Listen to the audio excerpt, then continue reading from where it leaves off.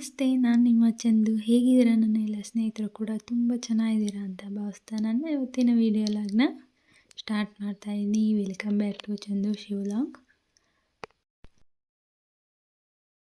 ಹಾಗೆ ಬೆಳಗ್ಗೆ ಮಾರ್ನಿಂಗ್ ಬೇಗ ಎದ್ದೊಳೋದನ್ನು ಅಭ್ಯಾಸ ಮಾಡ್ಕೊಳ್ಬೇಕು. ಹೀಗೆ ಅಭ್ಯಾಸ ಮಾಡ್ಕೊಳೋದ್ರಿಂದ ಬೇಗ ಎದ್ದು ಎಲ್ಲ ಕೆಲಸಗಳನ್ನೂ ಕೂಡ ಬೇಗ ಮುಗಿಸ್ಕೊಳ್ಬೋದು. ಈ ಸ್ವಲ್ಪ ನಾವು ಕೂಡ ಬ್ಯುಸಿ ಆಗಬೇಕು. ಈ ಬ್ಯುಸಿ ಆಗೋದ್ರಿಂದ ಬೇಡದಿರೋ ವಿಷಯಗಳು, ಬೇಡದಿರೋ ಮಾತುಗಳು ಅದೆಲ್ಲ ಕೂಡ ತಲೆಗೆ ಬರೋದಿಲ್ಲ. ಹಾಗೆಯೇ ಆ ಥರ ಮಾತುಗಳನ್ನು ಕೂಡ ಕಿವಿಗೆ ಹಾಕ್ಕೊಂಡಲೇ ನಮ್ಮ ಕೆಲಸ ನಾವು ನೀಟಾಗಿ ಮಾಡ್ಕೊಂಡು ಹೋಗಬೇಕು. ಹಾಗೆ ನಾನು ಕೂಡ ಮಾರ್ನಿಂಗು ಇವತ್ತು ಬೇಗ ಎಲ್ಲ ಕೆಲಸಗಳನ್ನ ಮುಗಿಸ್ಕೊಂಡು ತಿಂಡಿ ಮಾಡ್ತಾಯಿದ್ದೀನಿ. ಏನು ತಿಂಡಿ ಮಾಡ್ತಾಯಿದ್ದೀನಿ ಅಂದರೆ ರೊಟ್ಟಿ ಮಾಡ್ತಾಯಿದ್ದೆ ಇವತ್ತು. ರೊಟ್ಟಿಗೆ ಕಾಂಬಿನೇಷನ್ ಆಗಿ ಬೀಟ್ರೋಟ್ ಪಲ್ಯ ಮಾಡಿದ್ದೀನಿ. ಬೀಟ್ರೋಟ್ ಪಲ್ಯನೂ ಕೂಡ ಹೆಲ್ದಿನೇ ಹೌದು. ಹಾಗೆಯೇ ಬೀಟ್ರೋಟಲ್ಲಿ ಸಾಕಷ್ಟು ವಿಟಮಿನ್ಸ್ ಎಲ್ಲ ಇದೆ. ಮಕ್ಕಳುಗಳಿಗೆ ಬೀಟ್ರೋಟ್ ಪಲ್ಯನ ಕೊಡಬೇಕು. ನಾನು ರೊಟ್ಟಿಗೆ ಇವತ್ತು ಕಾಂಬಿನೇಷನ್ ಆಗಿ ಬೀಟ್ರೋಟ್ ಪಲ್ಯನೂ ಕೂಡ ಮಾಡಿದ್ದೀನಿ. ಹಾಗೆ ಇವತ್ತು ಸ್ಕೂಲಿಗೆ ಲಂಚು ರೊಟ್ಟಿಗೆ ಸ್ವಲ್ಪ ತುಪ್ಪ ಹಾಕಿ ಕೊಟ್ಟರೆ ತುಂಬ ಚೆನ್ನಾಗಿರುತ್ತೆ ರೊಟ್ಟಿಗೆ. ಹಾಗಾಗಿ ನಾನು ಇವತ್ತು ಲಂಚ್ ಬ್ಯಾಗಿಗೆ ರೊಟ್ಟಿ ಮತ್ತು ಬೀಟ್ರೋಟ್ ಪಲ್ಯನ ಪ್ಯಾಕ್ ಮಾಡಿದ್ದೀನಿ. ಹಾಗೆ ಮಕ್ಕಳು ಕೂಡ ಸ್ನ್ಯಾಕ್ಸಿಗೆ ಮಗ ಏನು ಸ್ನ್ಯಾಕ್ಸ್ ತಗೊಂಡೋಗೋದಿಲ್ಲ, ತೊಗೊಂಡೋದ್ರೂ ತಿನ್ನೋದಿಲ್ಲ, ವಾಪಸ್ ತೊಗೊಂಬರ್ತಾನೆ. ಹಾಗಾಗಿ ಅವನು ಸ್ನ್ಯಾಕ್ಸ್ ಕೊಟ್ಟು ಕಳಿಸಿಲ್ಲ. ಮಗಳಿಗೆ ಸ್ನ್ಯಾಕ್ಸಿಗೆ ದಾಳಿಂಬೆ ಹಣ್ಣನ್ನು ಕೊಟ್ಟು ಕಳಿಸಿದ್ದೀನಿ.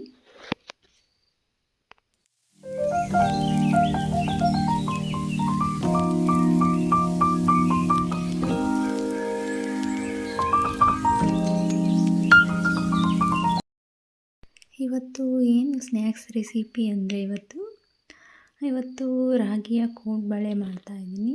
ಅದು ಹೆಲ್ದಿನೂ ಕೂಡ ಹೌದು. ಹಾಗೆಯೇ ನಾನು 1 ಬಟ್ಲನಷ್ಟು ರಾಗಿ ಹಿಟ್ಟು, ಒಂದು ಅರ್ಧ ಮುಕ್ಕಾಲು ಬಟ್ಲನಷ್ಟು ಅಕ್ಕಿ ಹಿಟ್ಟನ್ನು ತೊಗೊಂಡಿದ್ದೀನಿ. ಹಾಗೆ 1-2 ಸ್ಪೂನಷ್ಟು ಎಳ್ಳು, ಹಾಗೆ ಜೀರಿಗೆ, ಹಾಗೆಯೇ ಅಚ್ಚ ಖಾರದ ಪುಡಿನೂ ಕೂಡ ಆ್ಯಡ್ ಮಾಡಿದ್ದೀನಿ. ಹಾಗೆ ಇದಕ್ಕೆ ಸ್ವಲ್ಪ 1 ಸ್ಪೂನಷ್ಟು ಮೈದಾ, ಹಾಗೆ ರುಚಿಗೆ ತಕ್ಕಷ್ಟು ಉಪ್ಪನ್ನು ಕೂಡ ಆ್ಯಡ್ ಮಾಡಿ ಸ್ವಲ್ಪ ಕರಿಬೇವನ್ನು ಸಣ್ಣದಾಗಿ ಹಚ್ಚಿ ಆ್ಯಡ್ ಮಾಡಿದ್ದೀನಿ. ಇದನ್ನು ಚೆನ್ನಾಗಿ ಮಿಕ್ಸ್ ಮಾಡ್ಕೊಳ್ಳೋಣ.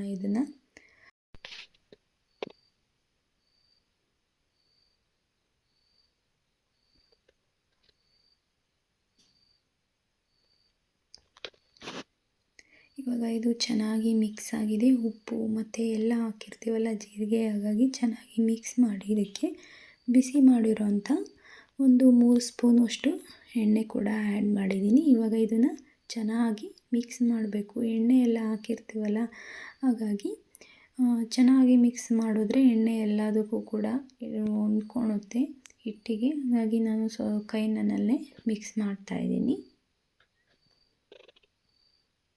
ಚೆನ್ನಾಗಿ ಮಿಕ್ಸ್ ಮಾಡ್ಕೊಂಡಾದಮೇಲೆ ನಾನು ಸೈಡಲ್ಲೇ ಅದರಲ್ಲಿ ಬಿಸಿ ನೀರನ್ನ ಇಟ್ಕೊಂಡಿದ್ದೆ. ಹಾಗಾಗಿ ನೀರು ಕೂಡ ಬಿಸಿಯಾಗಿದೆ. ಅದನ್ನು ಹಾಕಿ ಚೆನ್ನಾಗಿ ಕಲಿಸ್ಕೊಳ್ಳೋಣ.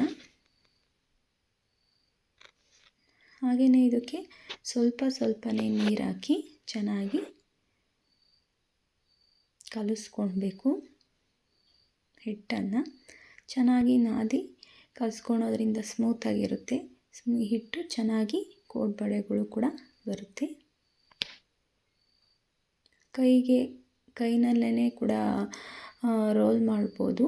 ನಾನು ಕೈಗೆ ಸ್ವಲ್ಪ ಎಣ್ಣೆ ಹಚ್ಕೊಂಡು ಅದನ್ನು ಕೈನಲ್ಲಿ ಹೊಸ್ತು ಅದನ್ನು ನಿಧಾನವಾಗಿ ಕೋಡ್ಬಳೆಗಳನ್ನ ಮಡಚ್ಕೊಳ್ಬೋದು. ಕೈನಲ್ಲೇ ಕೂಡ ಹೊಸಿಬೋದು. ಇಲ್ಲಾಂದರೆ ಮಣೆ ಅಥವಾ ನಾನು ಕಲ್ಲ ಮೇಲೇ ಸ್ವಲ್ಪ ಎಣ್ಣೆ ಹಚ್ಕೊಂಡು ಹೊಸ್ತು ಕೋಡ್ಬಳೆಗಳನ್ನ ಪ್ರಿಪೇರ್ ಮಾಡ್ಕೊಳ್ತಾ ಇದ್ದೀನಿ.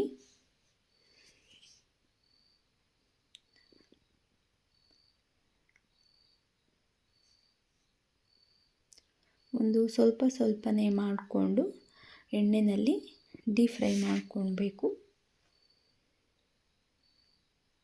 ಹಾಗಾಗಿ ಕೈ ಆಡ್ತಾ ಇರಬೇಕು, ನೋಡ್ಕೊಳ್ಬೇಕು, ಇಲ್ಲ ಸೀದೋಗಿಬಿಡುತ್ತೆ. ನೋಡಿಕೊಂಡು ಒಂದು ಮೀಡಿಯಮ್ ಉರಿನನ್ನು ಇಟ್ಕೊಂಡಿರಬೇಕು. ಜಾಸ್ತಿ ಐ ಫ್ಲೇಮಲ್ಲೂ ಇಟ್ಕೊಬಾರ್ದು, ಇಲ್ಲಾಂದರೆ ಐ ಫ್ಲೇಮಲ್ಲಿ ಇಟ್ಕೊಂಡ್ರೆ ಏನಾಗುತ್ತೆ ಅಂದರೆ ಮೇಲ್ಗಡೆ ಬೆಂದಿರುತ್ತೆ, ಒಳಗಡೆ ಬೆಂದಿರೋದಿಲ್ಲ, ಹಾಗೆಯೇ ಸೀದ್ಬಿಡುತ್ತೆ. ಹಾಗೆ ಒಂದು ಮೀಡಿಯಮ್ನಲ್ಲಿ ಉರಿ ಇಟ್ಕೊಂಡು ಕೋಡುಬಳೆಗಳನ್ನ ಪ್ರಿಪೇರ್ ಮಾಡ್ಕೊಬೇಕು. ಈಗ ಹೆಲ್ದಿ ಆಗಿರೋವಂಥ ರಾಗಿ ಕೋಡುಬಳೆನೂ ಕೂಡ ರೆಡಿಯಾಗಿದೆ. ಹಾಗೆಯೇ ಮತ್ತು ಎರಡನೇ ಸ್ನ್ಯಾಕ್ಸ್ ರೆಸಿಪಿ ಏನು ಅಂತ ನೋಡೋಣ.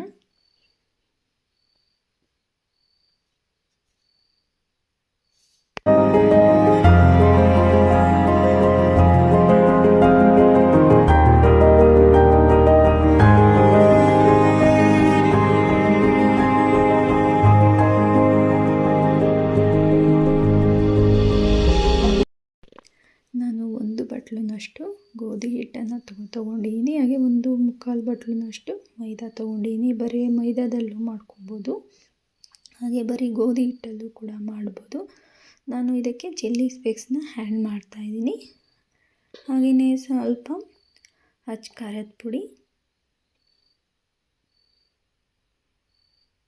ಇದಕ್ಕೆ 1 ಸ್ಪೂನಷ್ಟು ಜೀರಿಗೆನೂ ಕೂಡ ಆ್ಯಡ್ ಮಾಡಿದ್ದೀನಿ. ಹಾಗೆ 2 ಸ್ಪೂನ್ ಅಷ್ಟು ಎಳ್ಳು, ಬಿಳಿ ಎಳ್ಳು, ಯಾವ ಬೇಕಾದರೂ ಯೂಸ್ ಮಾಡ್ಕೊಬೋದು. ಹಾಗೆ ಟೇಸ್ಟಿಗೆ ಉಪ್ಪು,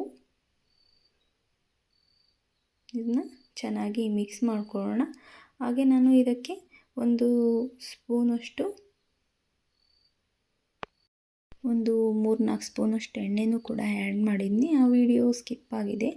ಹಾಗೆಯೇ ಇದನ್ನು ಚೆನ್ನಾಗಿ ಮಿಕ್ಸ್ ಮಾಡಿಕೊಂಡು ನೀರಲ್ಲಿ ಚೆನ್ನಾಗಿ ಕಲಸ್ಕೊಳ್ತಾ ಇದ್ದೀನಿ. ಹಾಗೆ ನೀರನ್ನು ನೋಡಿಕೊಂಡು ಸ್ವಲ್ಪನೇ ಹಾಕ್ಕೊಂಡು ಚೆನ್ನಾಗಿ ಮಿಕ್ಸ್ ಮಾಡಿಕೊಂಡು ಕಲಿಸ್ಕೊಳ್ಬೇಕು, ತೆಳು ಮಾಡ್ಕೊಳ್ಬಾರ್ದು. ಹಾಗೆಯೇ ಗಟ್ಟಿನೂ ಕೂಡ ಹೋಗಬಾರ್ದು, ಒಂದು ಮೀಡಿಯಮ್ಮಾಗಿ ಕಲಿಸ್ಕೊಳ್ಬೇಕು.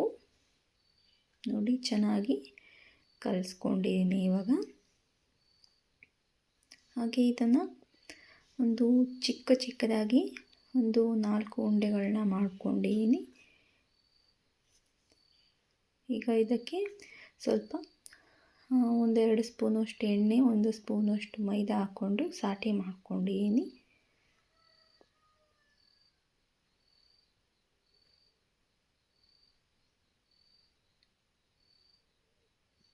ಈ ಥರ ಮಾಡ್ಕೊಳೋದ್ರಿಂದ ಅದಕ್ಕೆ ಹೇಗೆ ಹಾಕೋದು ಅಂತ ತೋರಿಸ್ತೀನಿ.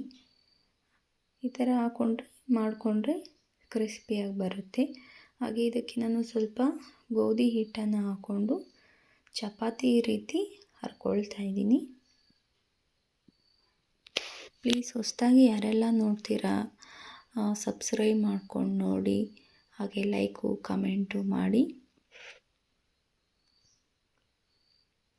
ಹಾಗೆ ನಿಮ್ಮ ಸಪೋರ್ಟು ಹೀಗೆ ಇರಲಿ. ನನ್ನ ಎಲ್ಲ ಫ್ರೆಂಡ್ಸ್ಗಳಿಗೂ ಕೂಡ ನನ್ನ ವೀಡಿಯೋಗಳನ್ನ ನೋಡಿ ಲೈಕ್ ಮಾಡ್ತಿರೋ ಎಲ್ಲರಿಗೂ ಕೂಡ ನನ್ನ ಧನ್ಯವಾದಗಳು. ಹೀಗೆ ನಾವು ಎಲ್ಲ ರೀತಿಯ ಎಲ್ಲ ಉಂಡೆಗಳನ್ನೂ ಹರ್ಕೊಂಡು ಚಪಾತಿ ಥರ ಮಾಡ್ಕೊಂಡಿದ್ದೀನಿ. ಅದಕ್ಕೆ ನಾನಿವಾಗ ಎಲ್ಲ ಸಾಟಿ ಮಾಡಿಟ್ಕೊಂಡಿದ್ವಲ್ಲ ಮೈದಾ ಮತ್ತು ಎಣ್ಣೆದು, ಅದನ್ನು ಹಾಕಿ ಎಲ್ಲದಕ್ಕೂ ಕೂಡ ಹಾಕಿ ಜೋಡಿಸ್ಕೊಳ್ತಾ ಇದ್ದೀನಿ.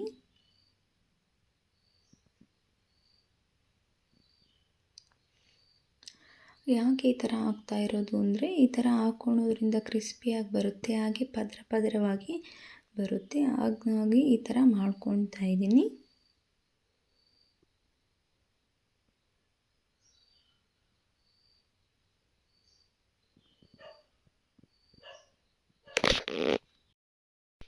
ಹಾಗೆ ಇದು ಇವಾಗ ರೆಡಿ ಮಾಡ್ಕೊಳ್ಳೋಣ. ಆದಮೇಲೆ ಇದನ್ನು ಮಡಚ್ಕೊಳ್ತಾ ಇದ್ದೀನಿ. ಇದನ್ನ ಮಡಚ್ಕೊಂಡು ಸ್ವಲ್ಪ ಹಿಟ್ಟನ್ನು ಹಾಕ್ಕೊಂಡು ಸ್ಮೂತಾಗಿ ಲಟ್ಟಿಸ್ಕೊಳ್ಳೋಣ ಇದನ್ನ.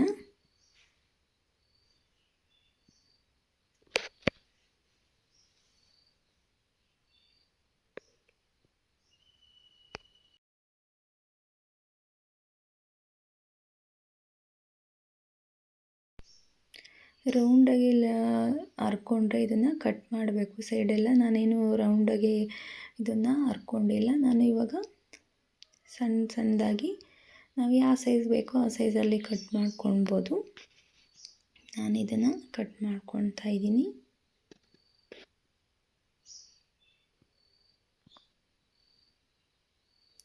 ನೋಡಿ, ಇದನ್ನು ತೀರ ತೆಳುವಾಗೂ ನಾನು ಹರ್ಕೊಂಡಿಲ್ಲ. ಈಗ ಇದನ್ನು ಎಣ್ಣೆ ಸೈಡಲ್ಲಿ ಬಿಸಿ ಆಗೋಕ್ಕೆ ಇಟ್ಕೊಂಡಿದ್ದೆ, ಆ ಎಣ್ಣೆಯಲ್ಲಿ ಡೀಪ್ ಫ್ರೈ ಮಾಡ್ಕೊಳ್ತಾ ಇದ್ದೀನಿ. ನೋಡಿ, ಈ ಥರ ಪದರ ಪದರವಾಗಿ ನಾವು ಮಡಚರೋದ್ರೆ ಅರ್ಧ ಇದ್ವಲ್ಲ, ಹಾಗಾಗಿ ಈ ಥರ ಬರುತ್ತೆ. ಇದನ್ನು ಗೋಲ್ಡ್ ಕಲರ್ ಬರೋವರೆಗೂ ಫ್ರೈ ಮಾಡ್ಕೊಬೇಕು, ಡೀಪ್ ಫ್ರೈನ. ಈಗ ಹೆಲ್ದಿ ಆಗಿರೋವಂತಹ ಮನೆಯಲ್ಲೇ ಸ್ನ್ಯಾಕ್ಸ್ ಕೂಡ ರೆಡಿಯಾಗಿದೆ. ಮಕ್ಕಳು ಸಂಜೆ ಹೊತ್ತು ಸ್ಕೂಲ್ ಮುಗಿಸ್ಕೊಂಡು ಬಂದಾಗ ಸಂಜೆ ಹೊತ್ತು ಕಾಫಿ ಟೀ ಹೀಗೆ ಸ್ನ್ಯಾಕ್ಸ್ ಆಗಿ ತುಂಬ ಚೆನ್ನಾಗಿರುತ್ತೆ ಈ ಥರ ಮಾಡಿಕೊಂಡ್ರೆ. ಹಾಗೆಯೇ ಇವತ್ತು ಇನ್ನೂ ಒಂದು ಸ್ನ್ಯಾಕ್ಸ್ ರೆಸಿಪಿನೂ ಕೂಡ ಇದೆ. ಯಾವುದದು ಸ್ನ್ಯಾಕ್ಸ್ ರೆಸಿಪಿ ಅಂತ ನೋಡೋಣ. ಈ ಸ್ನ್ಯಾಕ್ಸ್ ರೆಸಿಪಿನ ಮಕ್ಕಳಂತೂ ತುಂಬ ಇಷ್ಟಪಡ್ತಾರೆ. ಹಾಗೆ ಇದಕ್ಕೆ ಸಾಸ್ ಜೊತೆ ತಿಂದರೆ ತುಂಬ ಚೆನ್ನಾಗಿರುತ್ತೆ.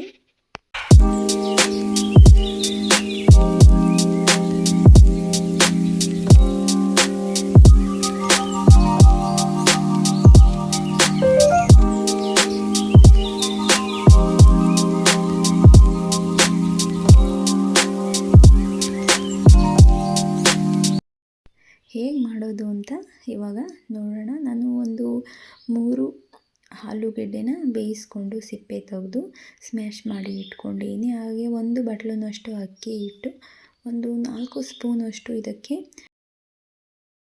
ಕಾರ್ನ್ಫ್ಲೋರ್ನ ಆ್ಯಡ್ ಮಾಡ್ಕೊಂಡಿದ್ದೀನಿ. ಹಾಗೆಯೇ ಇದಕ್ಕೆ ಖಾರದ ಪುಡಿನ ಆ್ಯಡ್ ಮಾಡ್ಕೊಂಡಿದ್ದೀನಿ, 1 ಸ್ಪೂನಷ್ಟು ಕೂಡ ಹಾಕಿದ್ದೀನಿ.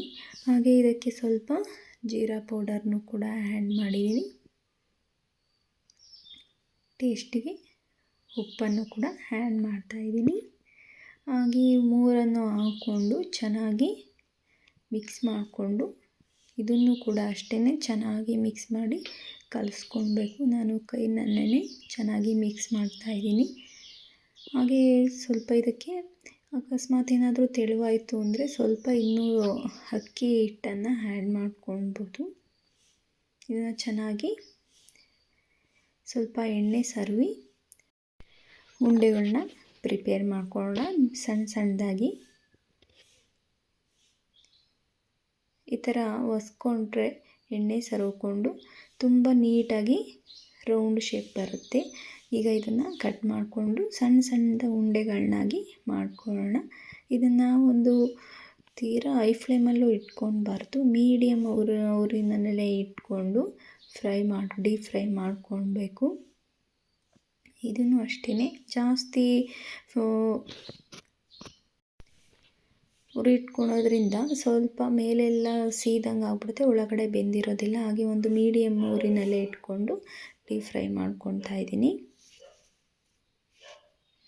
ನೋಡಿ, ಕ್ರಿಸ್ಪಿಯಾಗಿ ತುಂಬ ಚೆನ್ನಾಗಿ ಬಂದಿದೆ.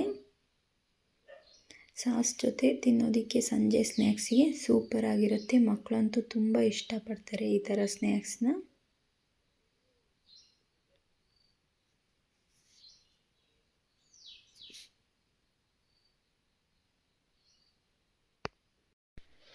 ಪ್ಲೀಸ್ ಸಬ್ಸ್ಕ್ರೈಬ್ ಮಾಡ್ಕೊಂಡು ನೋಡಿ.